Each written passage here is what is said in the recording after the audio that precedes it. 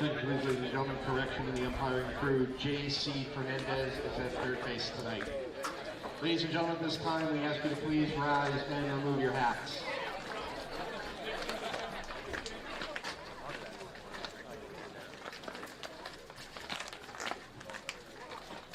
And we direct your attention to behind home plate and ask you to welcome Brianna Lynch. Brianna Lynch is a 20 resident of Mattapoisett. She just graduated from Old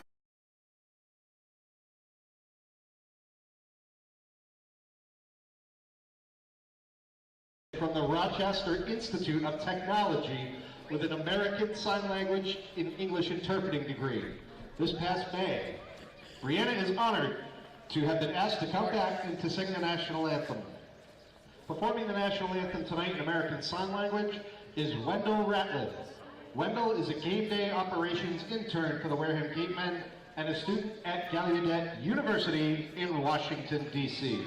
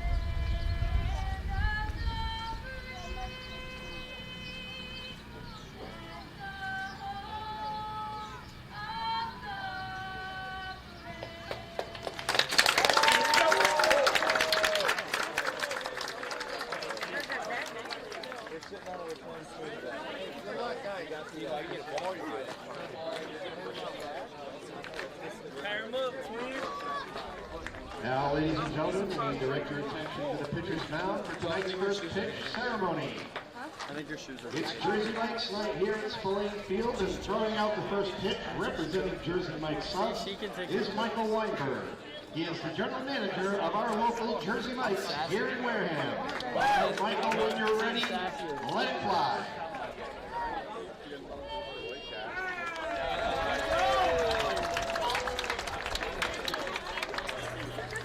Rain comes in and washes out the entirety of league play, and as the dust settles, the only game that is left is this contest between the Wareham Gatemen and the third-place team from the East, the Brewster Whitecaps. Welcome in on the Gatemen Baseball Network, powered by Cape League TV. I'm Kyle Marchak. Alongside me is Ethan Eibe. And Ethan, two teams that are in the playoff hunt, the Gatemen at the top of the West Division, and now coming off a win after a small losing stint. They look to pile off some offense in yesterday's contest against Falmouth. Absolutely, Kyle. It's great to see them get back to their winning ways. Whenever this team seems to go under it for a little bit, they seem to respond emphatically. So hopefully today is the start of yet another winning streak in what has been an extraordinary season for the Wareham Gatemen. Nobody wrote anything about this team heading into the year. They've already won more games than they had all of last season. So let's see if they can keep it up. Yeah, outreaching expectations for sure, but just a game ahead of the Catuit Kettleers atop the West Division.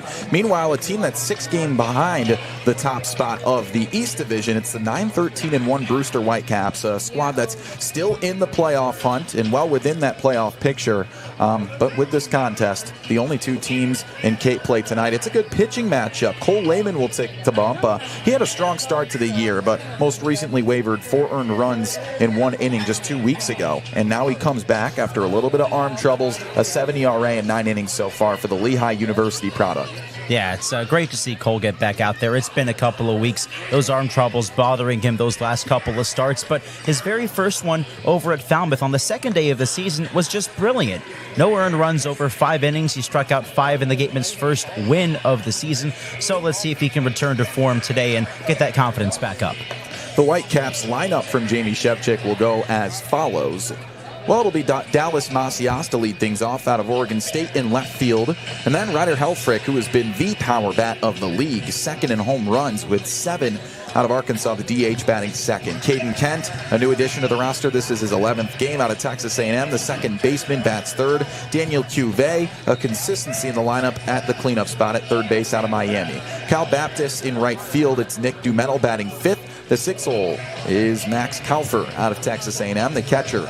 And then batting 7th, Diamez Ross in his 12th game for Florida State, the center fielder. And batting 8th, the first baseman, Blake Binderup out of Texas A&M. And then another Florida State Seminole at shortstop, batting 9th, Drew Farreau. Well, an offense for the Brewster Whitecaps that has been so-and-so throughout the year, but they're still a top 5 offense as they sit at 5th in the league with a .247 batting average. It's really just 3 or 4 names in the lineup that you have to worry about. Yeah, Ryder Helfrich chief among them. The guy had a go-ahead grand slam yesterday against the Chatham Anglers, an eventual loss for the Whitecaps, but he's a guy you just got to keep an eye on today. He is on deck as Dallas Macias will dig in. Macias coming off a 1-for-3 day in Brewster's 9-6 loss to Chatham. First pitch is in there for a strike, and we are underway at 6:32 on the dot here in Wareham, Massachusetts. It's really been the pitching that's been Brewster's struggle this year. League worst 5.5 ERA. Little jam shot out to the left side. Jimenez dives and makes the catch. Oh no, the ball popped out of the mitt. Racing over to first and stopping there is Macias. And an inauspicious start for the Brewster offense. Little jam shot the other way, but that's how the ball falls sometimes. And Jimenez had a great effort on it, ranging over. Just couldn't handle it. Off his glove, perhaps. And here's a premier power bat, not just in this Brewster lineup, but in the league. Second in the league behind Vahiva Aloy with 7 home runs this year. His 25 runs batted in does lead the league. Ryder Helfrich with a runner on first to start off this ball game. Cole Lehman deals to the second batter of this contest, and it's low for ball 1. Lehman threw his first 2 starts of the year, including the first win of the year in game 2 of the season for the Gatemen. Had a 3.38 ERA in 5 innings pitched. Or pardon me, 6. Then just 1 inning 2 weeks ago. 4 walks, 4 earned runs against Bourne. Here he is 2 weeks later with a rested arm and a runner on first in the top of the first. A 1-1 is low for ball 2.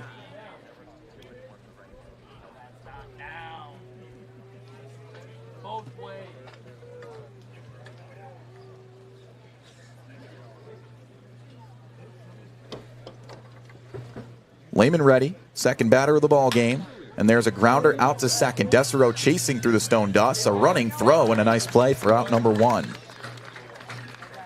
Nice play by Johan. That's the only option he had, all of his momentum carrying him to that first base side. So at least they get the 1. Macias moves to second with 1 away. It's Caden Kent. From Texas A&M.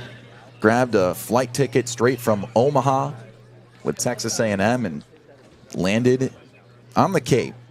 This is his 11th game, and he's had a hot start through 10, .350 average. It's one of 3 Aggies in the starting lineup today for Brewster.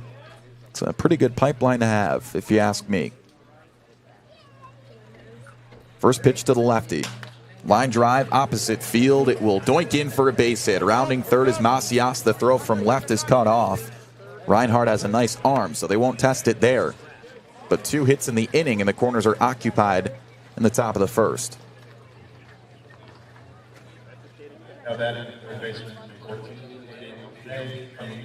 And here's Daniel Cuvée out of Miami. The third baseman has also had a good year.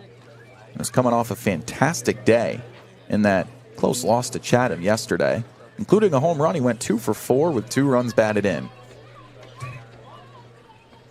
And he's got 2 ducks in the pond here. Lehman ready. And that one's bounced low for ball one. That home run Cuvée hit was no normal homer. 477 feet, the longest home run in the Cape League this year. By a large margin, too. Broke his own record, actually. Cuvé's got pop. That's strike one. We've seen that with Miami, too. I mean, you think he looks good with a wood bat? Imagine him with a metal bat. I almost don't want to.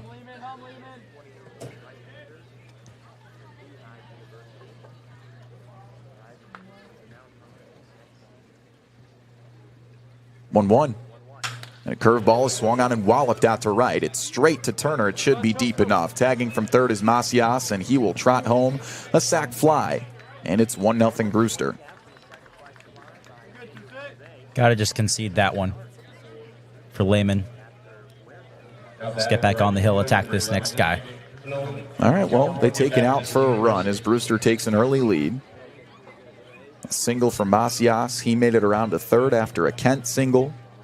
Sac fly from Cuvée is out number 2, and now it's the 5-hole hitter Nick Dumenel out of Cal Baptist, a .308 hitter, and leads the team with 20 games under his belt this season.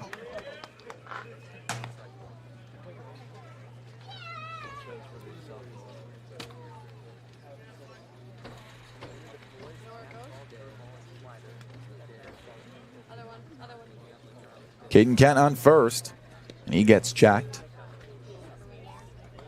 Defense goes as follows for Ryan Smythe and the Wareham Gatemen. Reinhardt out in left, Chapman in center, and Colby Turner out in right. The infield, Murph Gray at third, Eli Putnam at first. The middle infield, Jimenez and Desiro, with Cueto the backstop today. And there's strike two.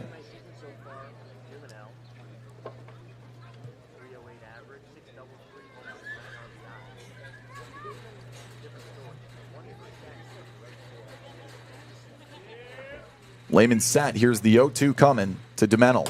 Swing and a miss. He gets his first strikeout of the ball game to end the side. Sac fly from Cuvée. It's a 1-0 score for Brewster as we head to the bottom of the first. Wareham's first licks on the Gatemen Baseball Network, powered by Cape League TV. Whatever your technology needs are, Secure One can help. Learn more at SecureOne.com. SecureWON.com. The Wareham-based A.D. Makepeace Company, founded in 1854, is North America's largest cranberry grower, the largest private property owner in eastern Massachusetts, and a recognized leader in environmentally responsible real estate development and stewardship. For 170 years, A.D. Makepeace Company has supported community events and organizations like your Wareham Gatemen. Visit admakepeace.com to learn more. Attention baseball fans, are you ready to hit a financial home run?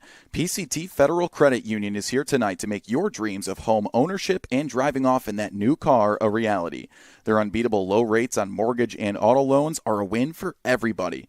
Whether you're rounding the bases to buy your first home or looking to upgrade your ride, PCT Federal Credit Union has got your back. Swing by their tent before you leave or visit their website to learn more about how they can help you step up to the plate and score big on your financial goals. The A.D. Makepeace Company also owns and operates Reed Custom Soils, the area's leading manufacturer of custom soils, including CU Structural Soil and Rooflight Certified Green Roof Media. Reed Custom Soil is also a manufacturer and distributor of baseball infield mix and conditioners. To learn more, visit www.reedcustomsoils.com. While Cole Lehman made his first start in the top of the first in 2 weeks, Ryan Ure here for the Brewster Whitecaps comes in on short rest. The lefty from Oklahoma State pitched just 4 days ago. This is his third start of the year, a 4.26 ERA and 7 1/3 innings pitched. Peculiar to see Coach Jamie Shevchik going with this arm on 4 days rest. Yeah, definitely interesting. They have 19 arms on the roster, so. But it is a pitching staff that has struggled, to our point, from time and time. This year they're dead last in ERA, a 5.5 staff earned run average. But Ryan Ure, the tall lefty, 6'8", will take the bump for his fourth appearance and third start of the year. And he's going to face a pretty tough order. Wareham Gatemen lead the league in batting average by more than 10 points. .275 as a team this year, and Johan Desero will dig in, a .302 hitter. First pitch to the left-handed bat out of Stetson is walloped to the right side and into right field for a base hit. Good way to start the ball game. Got around on that one, but found the hole right in between first and second there. So good stuff from Desero to get on board to lead things off. And he turns it over to perhaps the hottest bat in this lineup, coming off a season-high 3 hits yesterday and a 3-for-3 day. Antonio Jimenez from Central Florida was a triple shy of the cycle.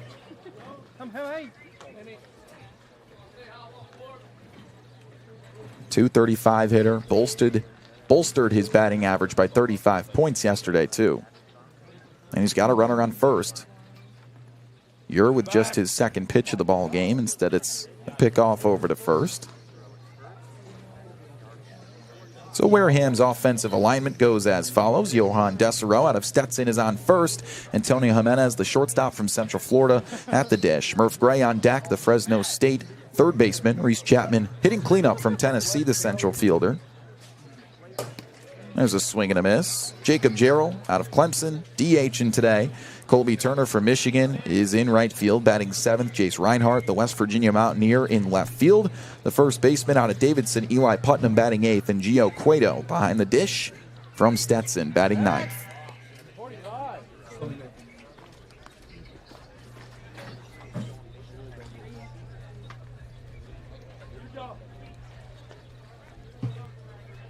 No balls, 1 strike here. Just 2 pitches into the bottom of the first. Brewster took a 1-0 lead in the top half on a sac fly from Cuvée. Here's the 0-1 from Ura. In there for a strike. That fastball average around 92 miles an hour for Uri. He also pairs it with a slider and a changeup. All 6'8" of them.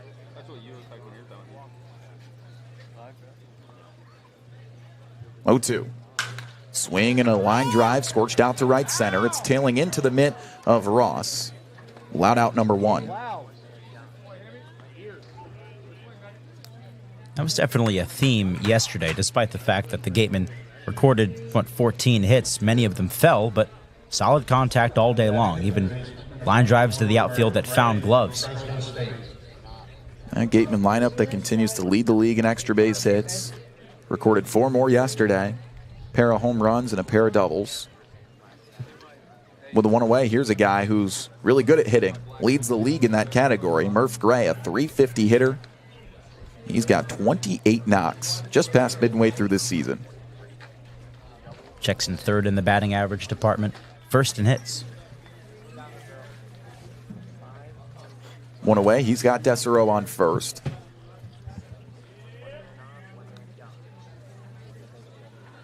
First offer, 1-0.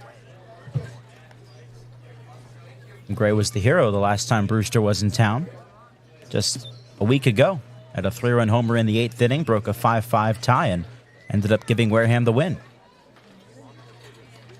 Murph Gray, a clutch hitter as well. 1-0. Check swing, he went around. Desero with a delayed steal. The throw goes through his wickets and just past him. It's not in time. He chose the perfect time to run. He caught the Brewster defense flat-footed there. Kent wasn't able to get over to the bag. It's for a team who's climbed up the charts a little bit in base stealing. 6th in the league with now 32 on their belt. Runner in scoring position, 1 down, and the 1-1 to Gray is swung on and popped. Out to right, trailing back towards the track is Dumenil. He has space and makes the catch. Desiro's going to test his arm. Racing over to third. The throw is not in time as it ricochets away.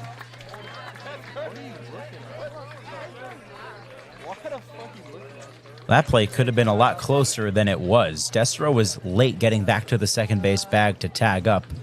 Left about a second late. Still got there in time, and look at that. Stone dust all over the Gatemen jersey. Well, a perfectly manicured field that's fought through some precipitation today. Thank God the Gatemen are right at the beginning of the Cape. If they were on the back end of it like Orleans, no way this baseball game is being played today. But it's the only contest of action in the CCBL so far. And the first pitch from Chapman, there's a 3-hopper to the chest of Kent to retire the side. They leave one on base, but they did get a knock from Desero to start the inning. They're down 1-0. Top two up next on the Gatemen Baseball Network, powered by Cape League TV. For a good piece of glass, call Eibe. Located at 3 Tyler Avenue in East Wareham, call Eibe Glass and Locks about getting a free quote for your windows, doors, locks, and other glass needs. Mastria Auto Group. Whether you need sales, parts, or service, call Mastria Auto Group for all your Kia, Cadillac, Mazda, VW, Subaru, and Nissan needs. Mastria delivers. www.mastria.com. Legacy Insurance has been servicing Wareham and the surrounding area since 1980.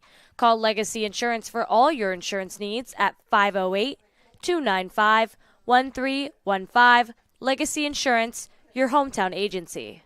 Looking to buy or sell real estate in the South Shore, South Coast, or Cape Cod area? Joanne Stevenson has been selling Massachusetts since 2000. Specializing in residential real estate, she is a part of the #1 Berkshire Hathaway Robert Paul team. Whether you are looking for your first home, vacation home, or relocating, call Joanne Stevenson, your local Wareham agent, for all your real estate needs. A proud sponsor of the Wareham Gatemen. Cole Lehman back on the bump after giving up a run in the top of the first to a strong Brewster Whitecaps offense.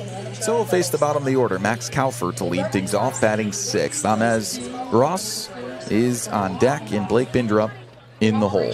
For Lehman, well, he avoided the walk in the first inning, but that was his issue this year. On top of that, he got hit around in that first inning a little bit. Yeah, left a couple of balls out over the plate, but he stayed strong to his approach. He's attacking hitters. I'd like to see that sort of confidence in him. Now that in the catcher, number 6, Max Kaufer from Texas. For a ball game that was pushed 30 minutes because of rain today, it's the only one going on in the league. Max Kaufer digs in first, 267 hitter, 4 for 15 in his 6th game now for Brewster. First pitch is high. So speaking to Dan Roche, one of our assistant managers pregame, he brought up a very interesting point in terms of the operations pregame and making sure this game was happening. There's a called strike. Said it might be really an advantage, the fact that we're one of 2 teams playing today, because we get extra rest next week. It's true. That off day Monday still. 48 hours of rest as compared to 24. Sounds fine to me. I'll take it. So will these guys. They've been playing their tails off as of late. Gatemen with a 1-game advantage over Katuitt at the top of the West Division. As a slider misses, it's a 2-2 count to Kaufer now. First batter, top of the second. Whitecaps with 2 hits in the first. Single from Macias, a single from Kent, and it was a Cuvée sac fly that plated their first run.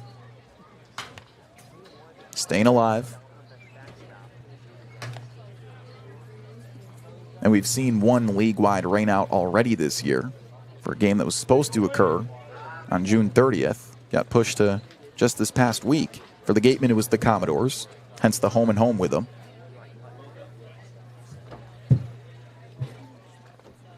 Two-two, and he leaves it high for a full count.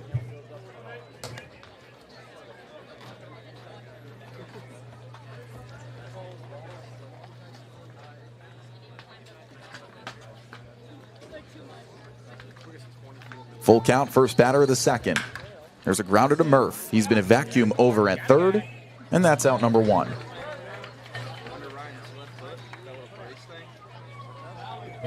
Now Cole Lehman, in just his 4th start of the year, we saw that he struggled in that last outing. Mentioned a little bit of the arm fatigue. Comes back 2 weeks later, here he is. And one thing that's worth noting is he ages well with innings. I mean, he had a great year with Lehigh this past year. 46 2/3 innings over the spring and a 2.31 ERA. There's ball 1 to Diamez Ross. That was a season where he converted from being a reliever to a starter full-time. Made 11 starts this year. So talk about liking being an innings eater. There's strike 1 to Ross.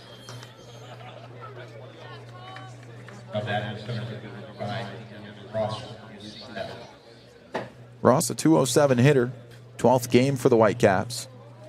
1-1 deal to him. Just off.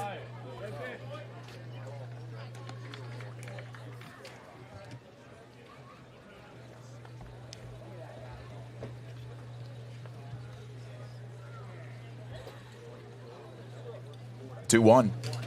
And it runs inside, a swing and a miss for strike 2.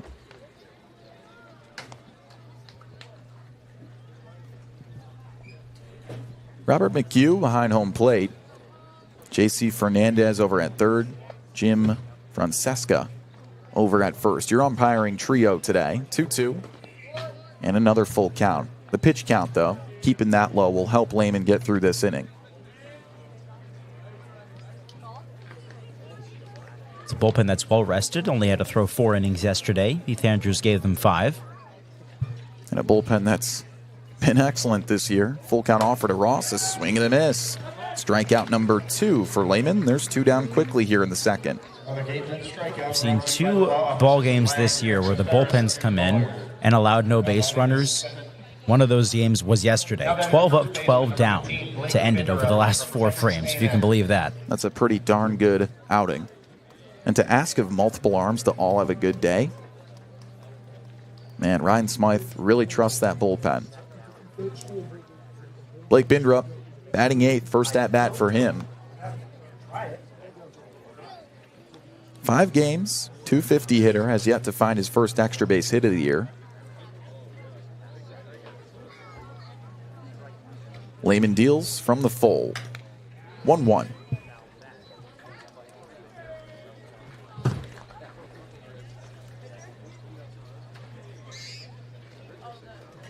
The Gatemen pitching powered their way through a day where errors allowed the only runs. So no earned runs in a 9-2 win yesterday versus Falmouth. Meanwhile, Brewster snapped a winning streak yesterday. 9-6 loss at home versus Chatham.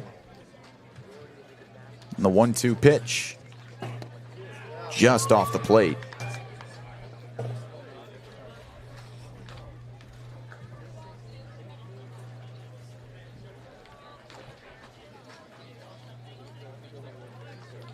Two. Called strike 3. Backwards K for K number 3 on the afternoon for Cole Lehman. And he sits down the side in order in the second. Bottom second up next. Gatemen down a run on the Gatemen Baseball Network, powered by Cape League TV. I'm Jesse Simmons. And I'm Brendan Summerhill. And this is Catching Up with the Gatemen. All right, so Brendan, junior, Arizona. From Chicago, though. Tell me a little bit about that. You said we talked about you grew up not far from Wrigley Field. What was that like growing up? Yeah, a mile away from Wrigley. It was special. When the Cubs won in 2016, I really realized how cool it was to be a Cubs fan. Right. The entire north side of the city was partying for a week straight. I was in 7th grade. School got canceled the next day. We all got to go to the parade. It was super fun. It's easy to say that. Did that grow your love for baseball early on, and being able to be a part of that and so close to an MLB team? Absolutely. You know, it's hard not to want to get into baseball, right? It's just, there's something about baseball that there's nothing else like it. Right. Was there an MLB player that you... 108 years, you don't win a World Series. Right. And then they win it, and everyone goes crazy. It was fun. It was super cool. Was there an MLB player that you emulated your swing? You know, you play outfield. We talked about Ellie De La Cruz. You emulate that. Was there a different player growing up that you wanted to be like? I always like to watch YouTube videos like Ken Griffey Jr. He's probably my favorite hitter to ever watch. I wouldn't necessarily say I emulated my swing off his, but 1-0 bottom 2 here at Wareham as the Gatemen hosts the Brewster Whitecaps. Sac fly from Cuvée plated that first run for Brewster. Now the Gatemen look for their second hit as Jacob Gerald, a catcher from Clemson, bats first. And just like that, he's down 0-1. Fastball first guy sitting in that low 90s for Ure, the 6'8 lefty out of Oklahoma State.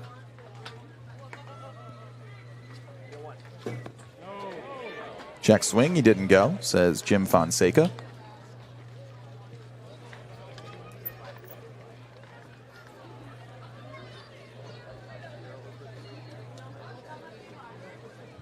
One, and that's ball 2. Brewster in juxtaposition to the Gatemen. So-so, middle of the pack in the league defensively. Here is how their defense stacks up today. Dallas Macias out in left. Got Diamez Ross out in center, Nick Dumenel in right field. The infield, Cuvée over at third, Schubart over at first. In the middle infield, Farreau and Kent with Kaufer behind the plate.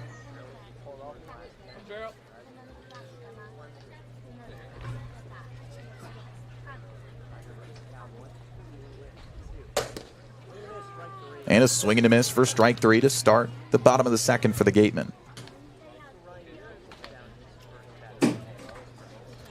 First strikeout for Ure, and a team that can strike out often. They have shown that maybe aggression can hurt them sometimes. Yeah, on occasion, those strikeouts will pile up on you. But the Gatemen, their mentality is attack early. You'll see them swing at the first pitch more often than not. Here's Colby Turner with the first pitch. And he does swing at it. There's a tapper up the middle. Charging on a forehand grab for Rowe. The throw is in time. Nice play for out number 2. Had to be perfect for Drew Farreau right there. No margin for error at all. He made it look easy and smooth. So that's 5 straight retired for Ure after allowing a leadoff single from Johan Desero. So Jace Reinhardt looks to snap that little skid. Out of West Virginia in left field today. 8 ribbies to his credit. 1 home run and a .267 hitter. Lefty on righty. Painted for strike 1. That fastball's been hitting 95 and 96 in this inning.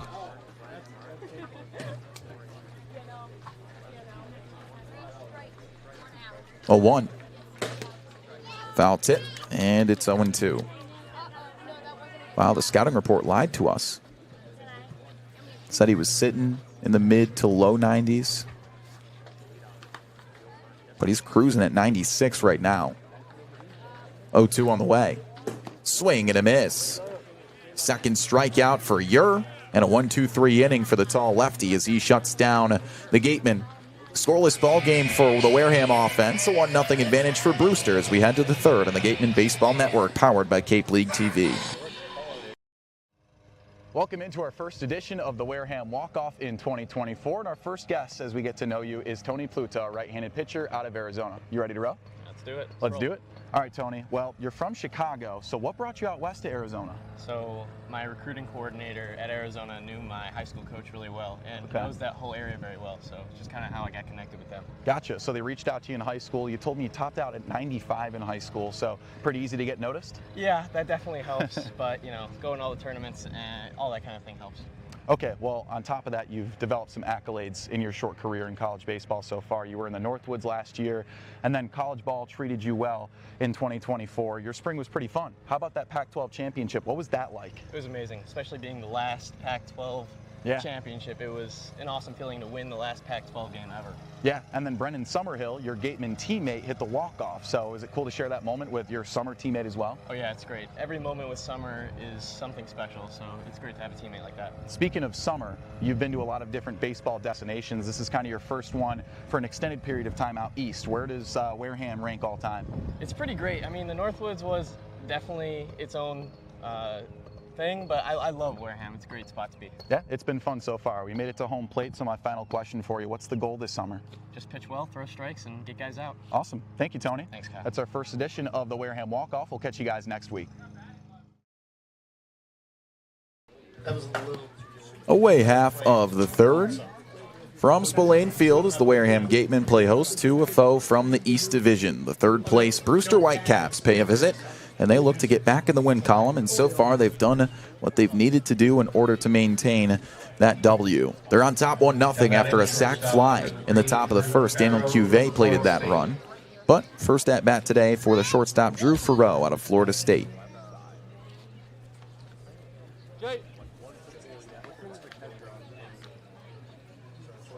First pitch, and it's over for a strike. Farreau, a 200 hitter, but has 3 doubles to his credit in 14 games. Cole Lehman working away in his 4th start. Quickly up 0-2.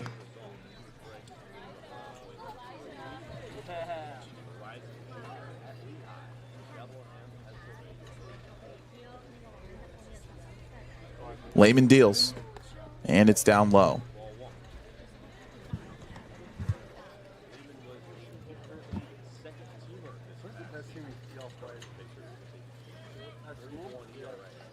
A 1-2 to the first batter of the third.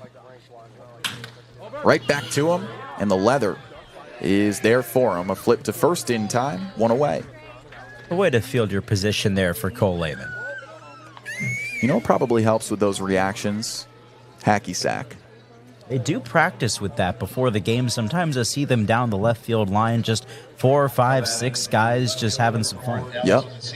You ever play hacky sack before? Not too often, I'll say that. Each team has their own rules, I can tell you that. They take it seriously. But Wareham Gatemen pitching squad, big hacky sack fans. Dallas Macias singled, and the leadoff hitter is down 0-1. With previous teams, I've seen that it's just keepsy-upsies with no hands. And if you're the one that's pinned on the mess up, then you're out. And they just keep going.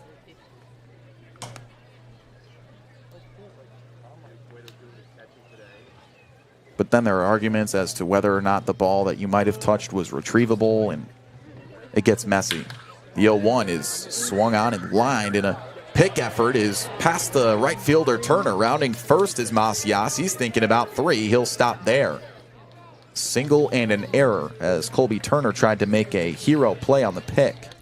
That's a tough one there for Colby Turner. It's his 4th error of the season. You're charging in, and you have to decide if you're going to make a slide or make a dive, or if you're going to try to play that ball on the bounce. And unfortunately, that in-between hop got the best of him. On a sinking line drive, it's a 1-out knock, and Macias has got 2 hits today. So that flips it over to Ryder Helfrich. The DH out of Arkansas, 7 homers on the year. That's a team lead. Good for 2nd in the league. But he grounded out to 2nd his first time up. And they do call that hit a single. 0-1.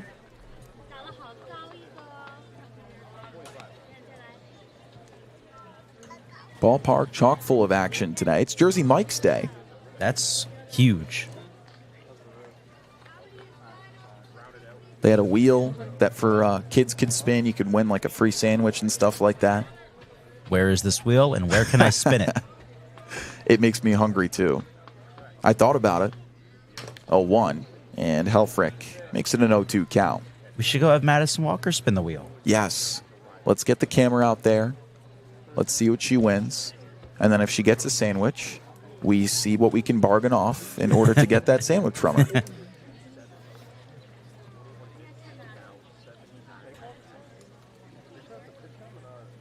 Runner on second, 1 away, top 3.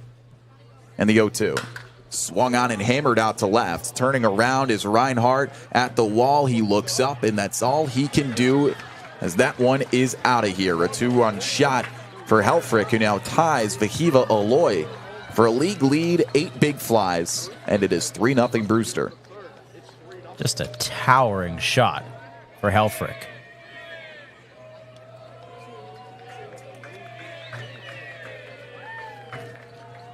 That clears the bases with 1 away, and Cole Lehman will look to reset now as Brewster is on top by 3. Still, this is not a team that gives up a lot of home runs. It's only the 9th homer they've given up all year long. They're the only Cape team that's under 10 in that category.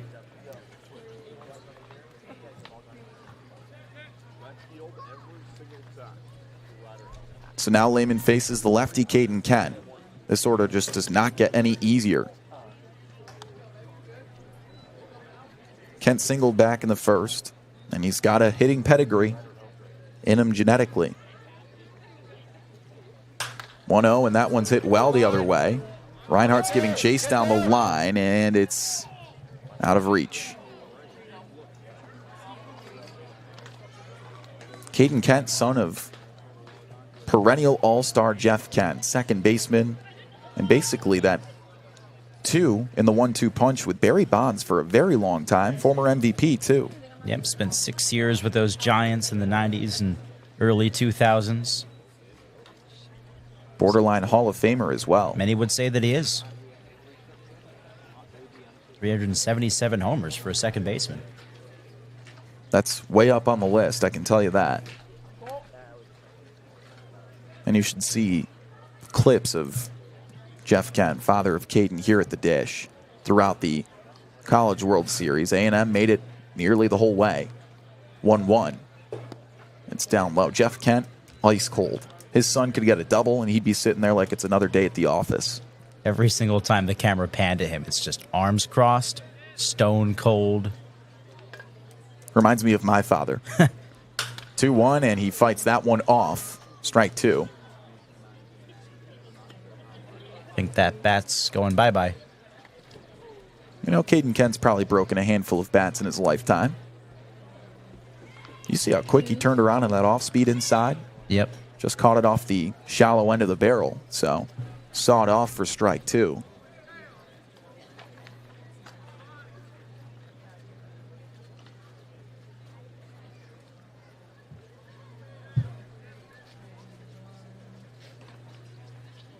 Now, what were the numbers he was putting up in that MVP season?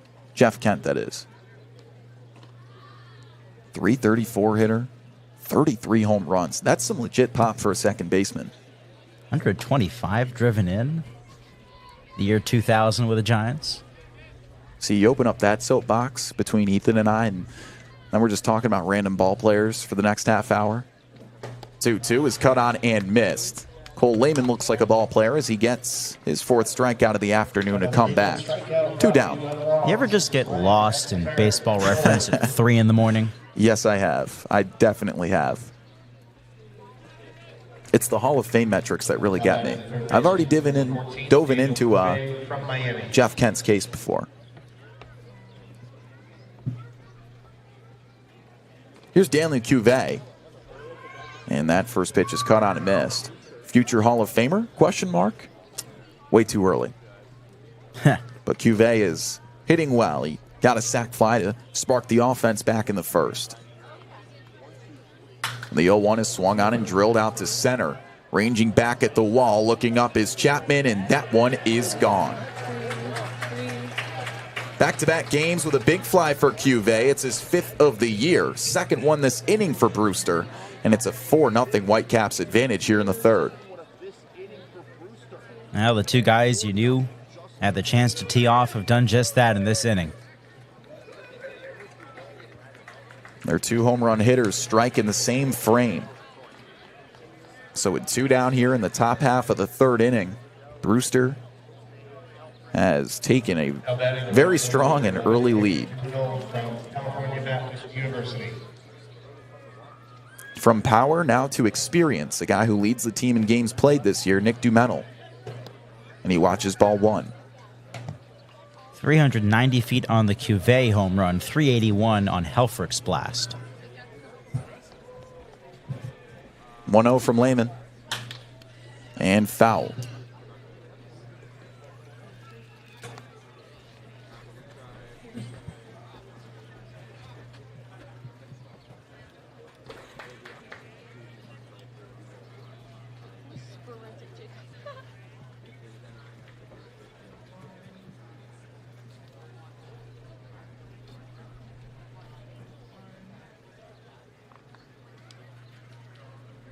One deal.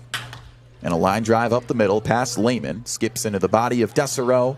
And he beats him out for out number 3. 2 home runs in the frame upon 3 hits for the Whitecaps, who really strike first. It's 3 runs in the top of the third. So the Gatemen looking for their first run as we head to the bottom of the third on the Gatemen Baseball Network, powered by Cape League TV.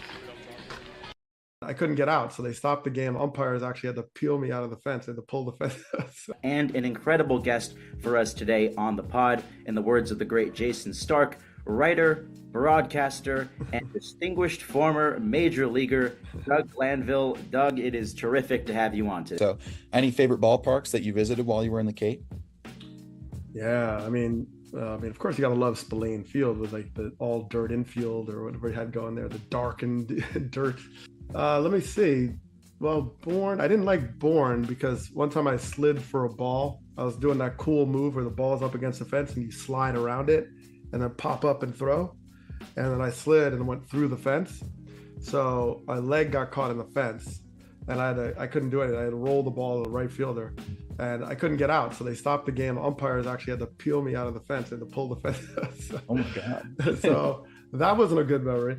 So the fog always rolled in there.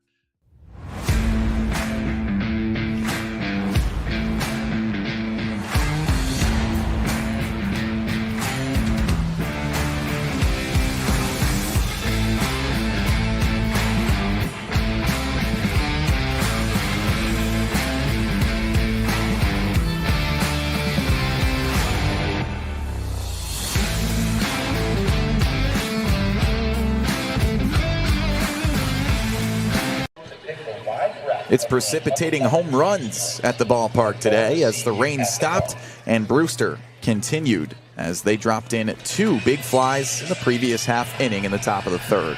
So now it's 4-0 Brewster as the Gatemen look to maintain this little win streak, you could say. They tend to pile up these wins as they're collecting losses 2 of their last 3 times out. And now they're down 4-0 in the bottom of the 3rd. Ryan Ure delivers one outside as Eli Putnam will dig in for his first AB today. Putnam got the start yesterday for the first time in 5 games, so hopefully he gets those opportunities here. First pitch from the lefty, and it's down.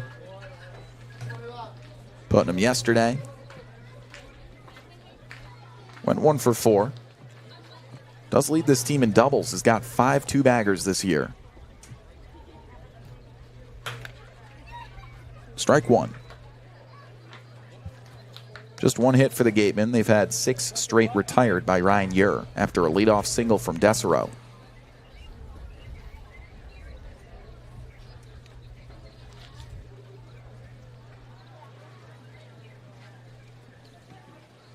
Ure's ready in the 2-1. Nice punt. I see those rain clouds coming back out. That's not fun. You got better eyesight than me. Is it drizzling? I do not have better eyesight than you. Okay. Well, with the glasses, I guess it's even. The 3-1 is a called strike 2. I had to make a trip to Target Optical today to fix my glasses. Woke up and the left lens just popped right out. It was a little screw loose. We've all got a screw loose, right? 3-2, and that one is screwed into center field for a base knock. How about a leadoff hit for Putnam? Yeah, you got that one. So if you didn't have your glasses, would you be able to see, like, the baseball game? Yes, but tracking baseballs in the air would be a challenge. You just follow the fielders? The blurry ones, yeah. I think they're wearing navy. Well, at least you're not colorblind. That is one way of looking at it. Turns it over to Gio Cueto. 6th game for the Gatemen. And facing his former team at the top half of this season. Was picked up on the waiver wire after being released from Brewster after a handful of games with the Whitecaps to start 2024. Catcher from Stetson. Looking for his second hit with the Gatemen now.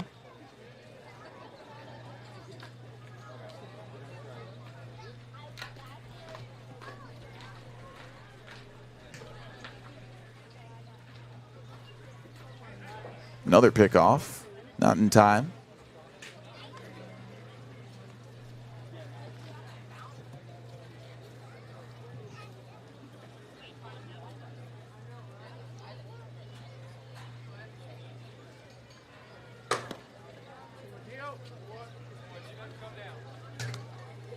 So the Gatemen with just 2 hits today. Desero singled in the first. Putnam starts this frame with a single, but they're down 4-0. After 2 home runs and 3 runs total in the top half of the 3rd. The 2-0 is low. Full count as Cueto searches for his 2nd walk of the year.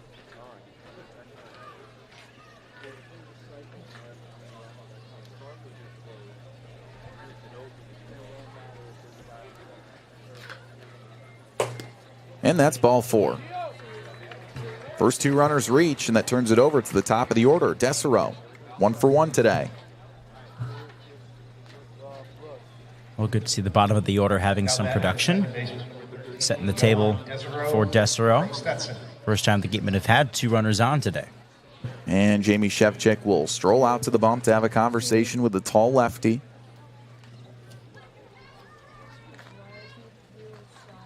Ryan Ure, all 6'8" of them. So even as a pile of navy blue jerseys meet on the mound, you can still see his face and his mustache.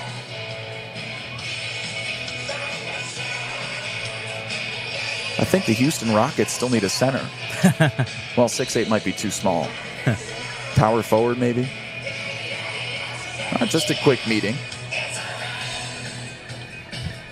Ryan Ure has kind of had an abbreviated couple of starts so far. A guy who usually just makes it about 3 frames. Started the year on a 1-inning relief appearance. Since then has only collected 6 1/3 innings more up until this contest. So entering this, preparing for his 3rd start, but only 7 1/3 innings under his belt. And the first pitch is low to Desero. This is likely to be his last start for Brewster with the draft just around the corner. He's on the list. Should be selected here tomorrow. Well, we've lost our fair share of ball players to that potential draft as well. 1-0 deal. And Desero is fishing for that one for strike 1.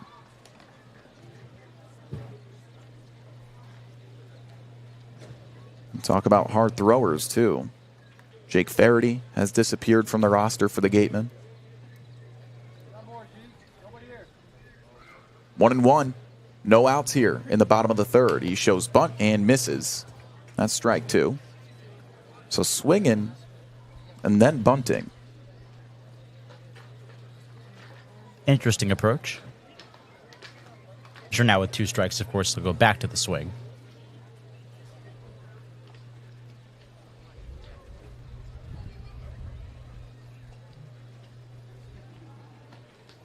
One, 2. There's a grounder out to first. Bindrup bobbles, goes to first instead, and he'll take the out there. Both runners move up 90 feet with 1 away. Barely got that out at first base. He was lucky to get it back over there. I think it just got stuck in his glove. Couldn't get it out. Too much pine tar. So Putnam moves to 3rd. Cueto moves to 2nd. And with 1 down, they turn it back over to Antonio Jimenez. 3 for 3 day yesterday. Today, lined out to center field.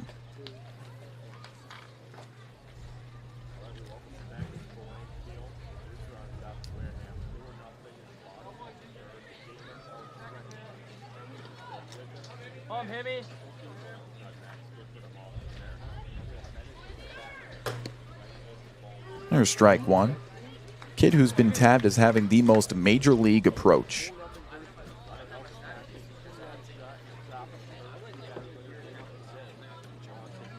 Certainly acts like it. Professional on and off the field. 0-1. And it's down low. On top of that, too, if there were a Mr. Smiles award at the end of the year, it would be him and Bobby Bozer having a rock, paper, scissors over it. And probably smiling while they do so. Yeah, definitely smiling while they do so. 1-1 deal. And he's down 1-2.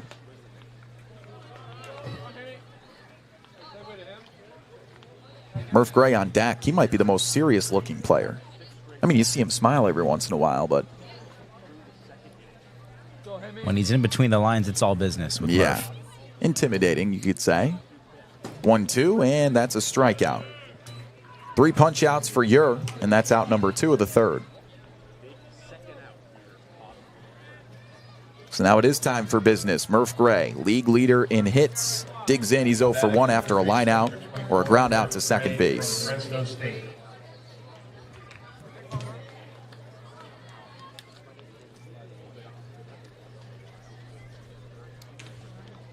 2 away. He's got 2 runners in scoring position as the Gatemen are down 4-0.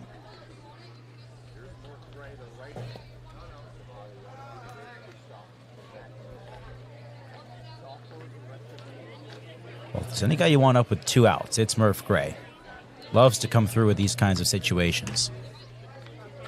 Reaches base 40.2% of the time, too. 1-0 deal. Upstairs and inside.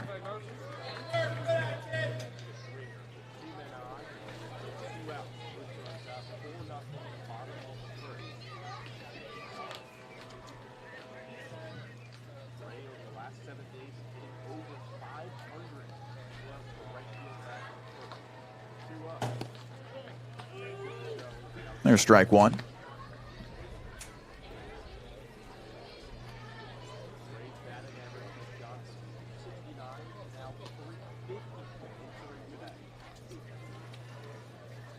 Two balls, one strike. Swinging a hammer out to center. Saying he has a beat on it is Diamez Ross. And unfortunately he does as he squeezes the leather for out number 3. 2 left on base as the Gatemen cannot plate their first run just yet. Top 4 up next from Spillane and the Gatemen Baseball Network, powered by Cape League TV.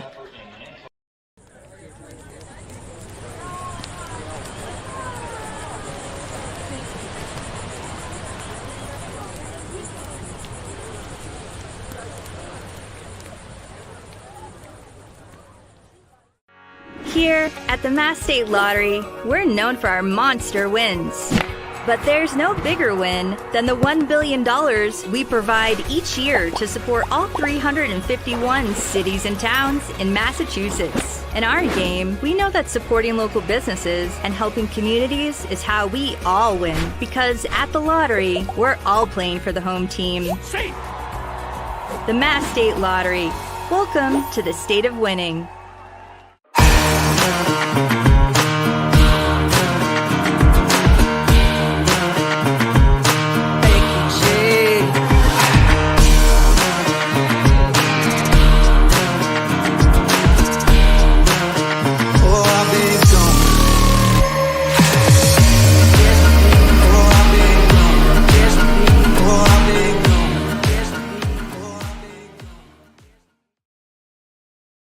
When you need to be seen for a minor illness or injury, Cape Cod Healthcare Urgent Care is here for you with high-quality, full-service walk-in care. ER expertise meets urgent care convenience at our 6 urgent care centers, which are staffed by board-certified ER providers and located Cape-wide from Falmouth to Orleans. Cape Cod Healthcare Urgent Care is open daily and offers a cost-saving option for everything from sprains to stitches, with timely treatment in under an hour for most patients. View online wait times at capecodhealth.org/urgent care. Cape Cod Healthcare Urgent Care. Minor emergencies, major attention.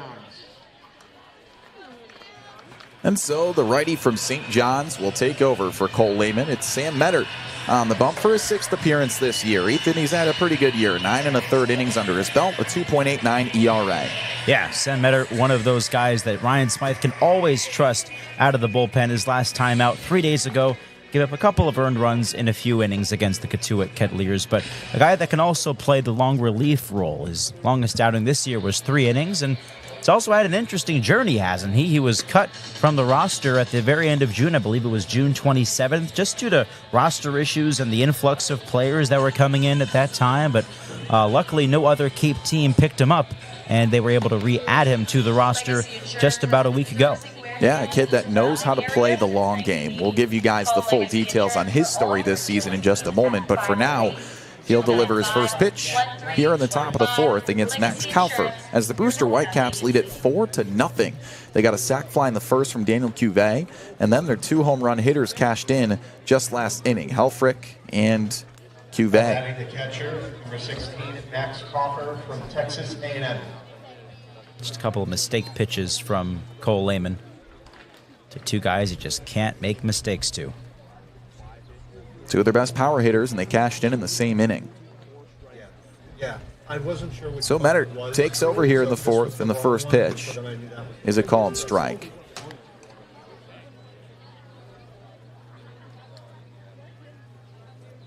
I mean, in the Cape, there's so much roster turnover. Mettert has luckily only played for the Gatemen this summer, but he wasn't on the roster this entire time as that one misses outside. It's a guy that Ryan Smythe just hated to lose due to the roster crunch, and he told him, anybody else is going to pick you up, you call me, and we will find a way to get you back here. One of those guys he didn't want to let go of. So he was on the opening day roster. And then, unfortunately, due to just roster space, on June 28th, he exited. Just over a week later, to Ryan Smythe's surprise, he hadn't been picked up yet. And thank goodness a roster spot reopened. You bet he got a call. So I wonder what he was up to over those 9 days. Probably fishing. He seems like a fishing guy. 3-1 deal to Max Kaufer. And it's just past his glove into center field. Leadoff single.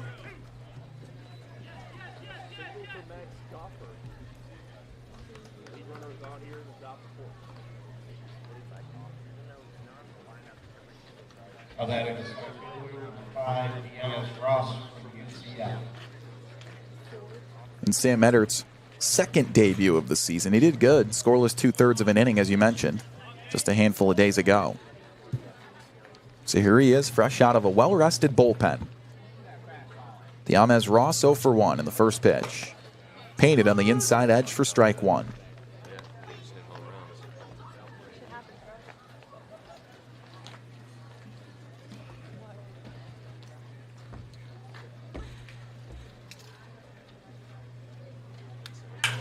Swinging a hammer out to center, but Chapman is there.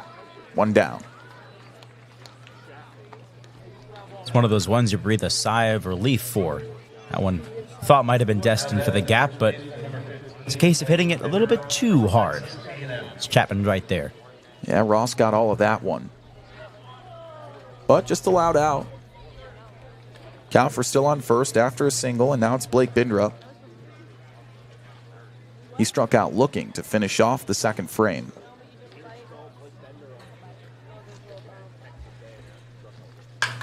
Line drive, and Gray can't get to it as it trickles into left. Two singles in the inning.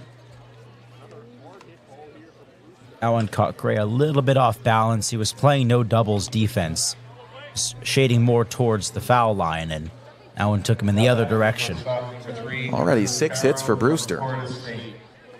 Now it's the Florida State Seminole Drew Farreau. 0 for 1, just a tick below the Mendoza line this year.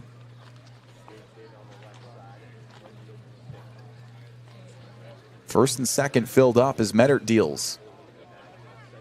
And the pitch. Just inside.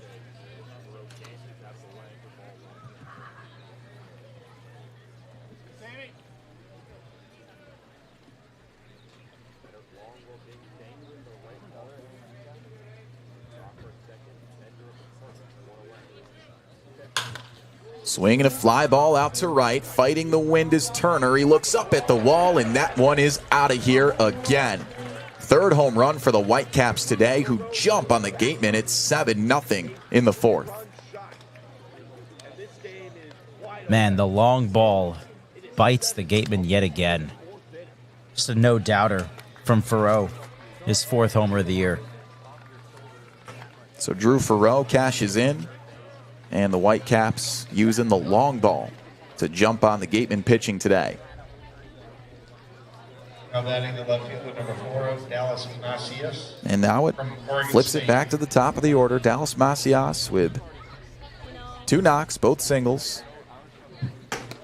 And there's strike one.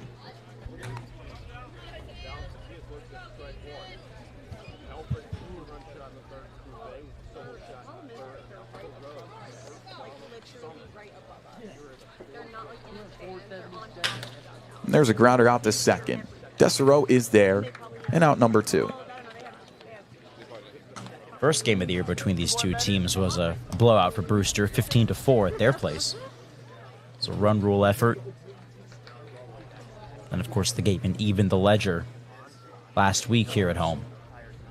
Yeah, the Gatemen have had a lot of rubber matches recently. They've come out on top both times. Both with the Chatham Anglers, and then yesterday they took a 2-1 season series lead over the Falmouth Commodores. Brewster with just a high-octane offense and a pitching staff that's dead last in the league. So despite such a ridiculous lineup, they're under 500, 9-13-1. And even wackier than that is that's good for third place in the East. They're well within playoff position. Harwich is in free fall mode right now. They've lost 8 in a row. There's an excuse me swing, and of course it turns into a hit. Helfrich aboard. It's his second knock of the afternoon. Nothing that Murph Gray or Sam Meddert or the baseball gods could do about that one. The baseball gods just not on the Gatemen's pitching staff side today. As they turn over to Caden Kent, he's 1 for 2. From Texas A&M.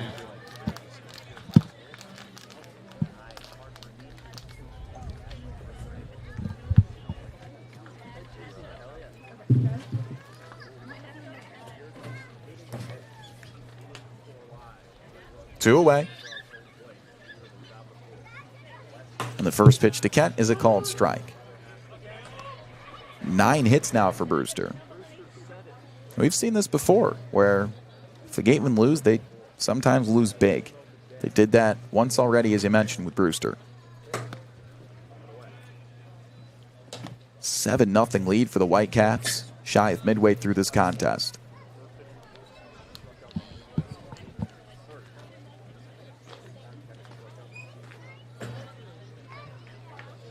One.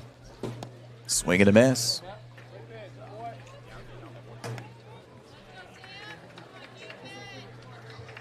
Caden Kent down 1-2 with 2 down here in the 4th.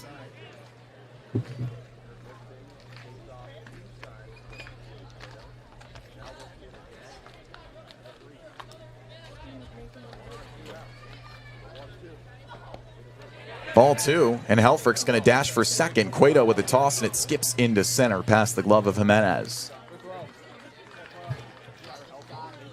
It's a tough play there to make. Short-handed throw. Jimenez moving in to cover the bag, trying to pick it all in one motion.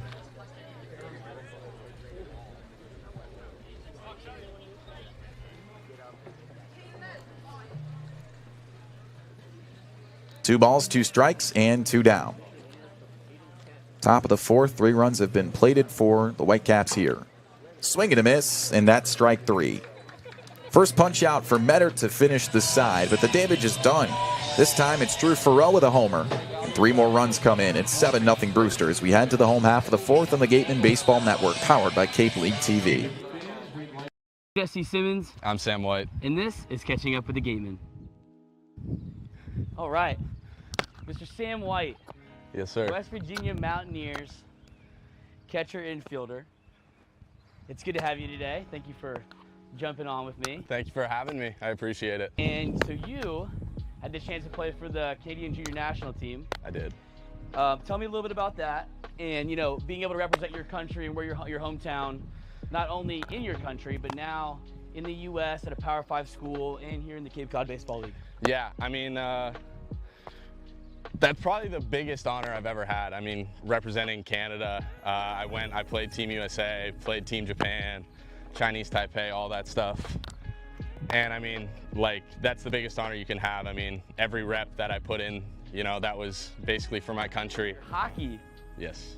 Was that your first love before baseball? You got drafted at one point, had a chance to maybe take a pro hockey career and go that way, but now you're at baseball. What was that like? And give me a little something about that hockey. Yeah, I mean, hockey, that's where I met kind of my lifelong friends. I mean, yeah, obviously growing up in Canada, hockey is the sport that everyone plays. It was my first love. I mean, I started playing when I was 5 or 6 years old, a couple years before I started playing baseball. And yeah, up until I was probably 13 or 14 years old, I was gonna go to the NHL, and that's what that's what I would tell myself. In a rubber match between the Brewster Whitecaps and the Wareham Gatemen, it's the Whitecaps with a 7-0 lead after 3 home runs sprinkled out the first 4 frames. So the bottom 4th up next is the Gatemen search for just their 3rd hit and first run of the afternoon. And it's Luke Guff to take over, the right-handed pitcher from Vanderbilt. 4.73 ERA and 13 1/3 innings pitched. The Gatemen got to put something together here. Yeah, they do. They Fortunately, it's been the long ball that's been the mistakes Gatemen have allowed today, and Yuri did really well over his 3 frames. Got into a little bit of trouble in that 3rd inning with a couple of runners on, but he was able to get out of it real good. Home runs today for the Whitecaps. It was a 2-run shot from Helfrich back in the 3rd. Daniel Cuvée followed with his 2nd RBI of the afternoon, a solo shot, and then a 3-run jack in the top of the 4th. It was Drew Farreau that time. So it's 7-0 for Brewster. Luke Guth's first inning of relief after a solid 3 frames, as he mentioned, from Ryan Ure. And a backdoor slider's in there for strike 1. Cleanup hitter Chapman at the dish for the Gatemen. It's his 6th game from Tennessee, and he's 0 for 1.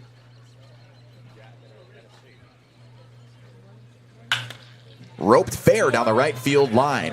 Chapman turning the corner at first, and it's the Gatemen's first extra base hit of the afternoon. Spinning around is Dumenel as he halts the runner at second. Chapman pulls in with a leadoff double. Just got ahead of that and yanked it. Terrific stuff there from Chapman, who's building off of an incredible night yesterday, of course. Mentioned the 5 RBI performance he had against Falmouth. Is anybody to get something started, it's him.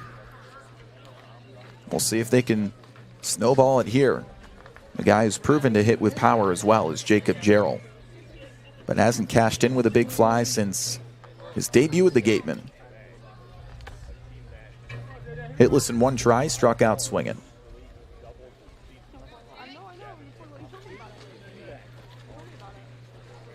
Oh yeah, your card came down. I was about to come out for you, bro. I think in my glove box, yeah. It was weird. It's like a weird one. It's like a portable charger battery.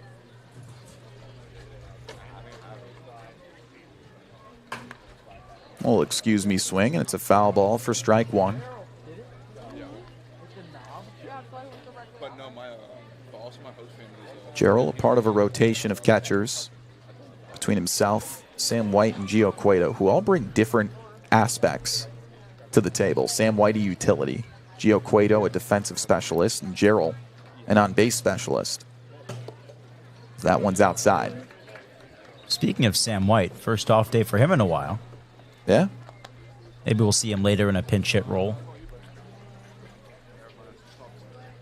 You know, it's a blessing and a curse to be able to play not just catcher, but outfield, infield. We haven't seen him at third yet this year, and that's another position he can play. Because then he's in the lineup every dang day. As that one is skied behind home plate, and Jarrell will stay alive for strike 2. It's a guy that Ryan Smythe just loves to have, just for that versatility alone. I didn't know when they say his daughter, she's like 30. I thought she was like 9. I didn't know that until you told me that either. 2-2. No outs and a runner on second for the Gatemen, who are down 7-0 here in the bottom of the 4th.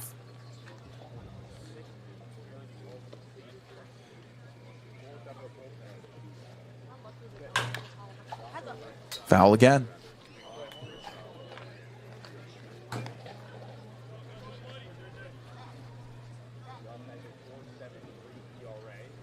Son given one last appearance on a day where this is the only game going on in the league. Not like it didn't affect us here. It took a while to prep the field. The stone dust all smattered and as dry as it can be. Also pushed 30 minutes, a 6:30 p.m. first pitch today. 2-2. Swing and a miss. Got him on the slider. Strikeout, 1 away. It's a massive credit to the Gatemen coaching staff and the players that were out there working on the field before this game. Got here several hours beforehand and just watching them work. They wanted to play their game today. Rain or shine, they're getting the job done. And you bet Mike Mobbs is out there barefoot mowing the lawn. Colby Turner 0 for 1. He's got Chapman on first, who doubled to start this inning. Swing and a fly ball out to center. Ross fighting the slick grass out there as he finds it. And unleashes a throw to third just cuz. That's out number 2.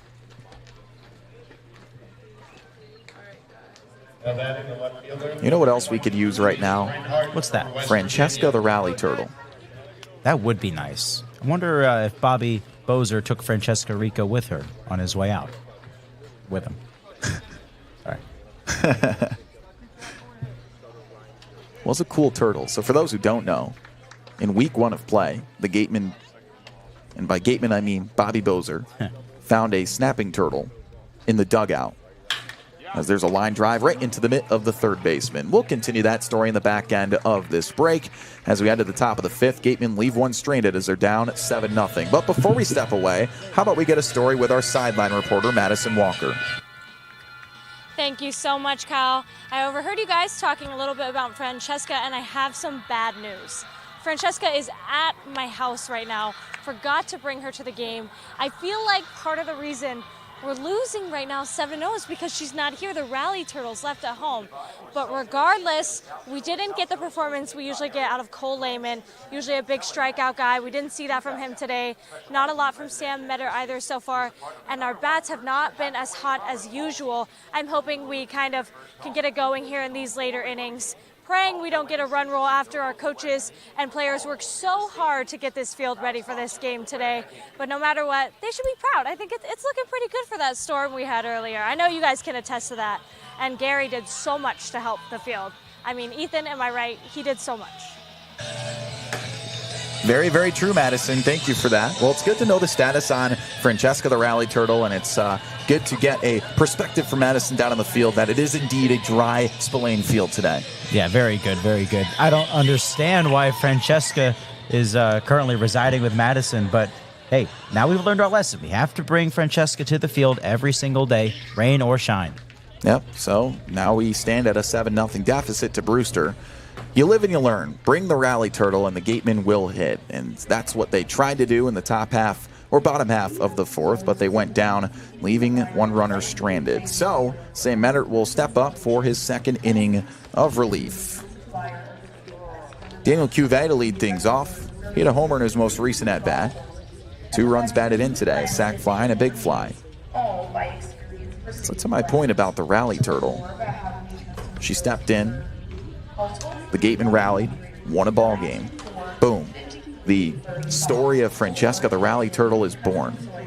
Now, we made a joke with Matt, our public address announcer here, about making shirts or some sort of merchandise since we pumped out Francesca's story on social media. Sure enough, Matt pulls up today and he's got a shirt for Francesca.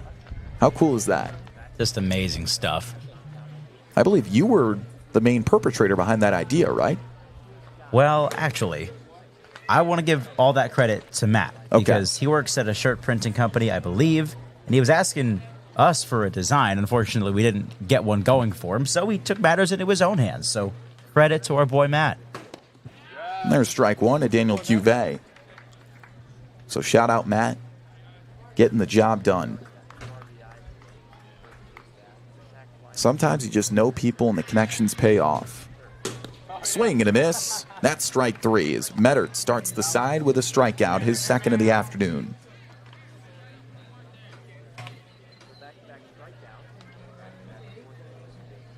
That's Nick Dumental, 0 for 2, a strikeout and a ground out. California Baptist.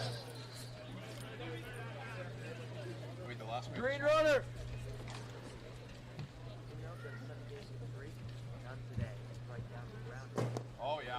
0-1.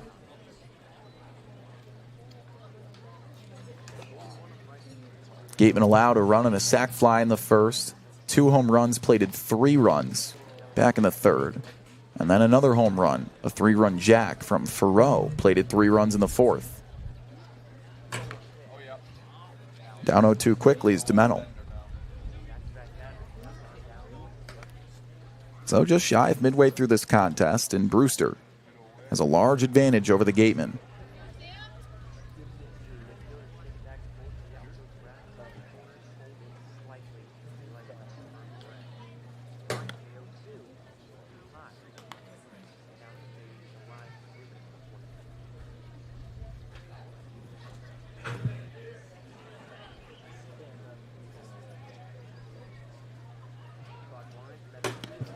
That's ball 2. Sam Mettert, 2nd inning of relief here.